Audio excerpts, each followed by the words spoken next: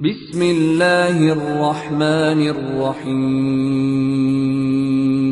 آمن الرسول بما أنزل إليه من ربه والمؤمنون كل آمن بالله وملائكته وكتبه ورسله لا نفرق بين أحد من رسله وقالوا سمعنا وأطعنا غفرانك ربنا وإليك المصير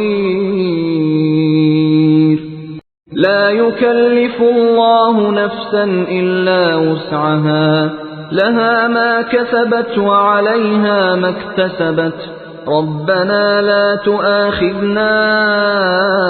إن نسينا أو أخطأنا ربنا ولا تحمل علينا إصرا كما حملته على الذين من قبلنا ربنا ولا تحملنا ما لا طاقة لنا به واعف عنا واغفر لنا وارحمنا أنت مولانا فانصرنا على القوم الكافرين.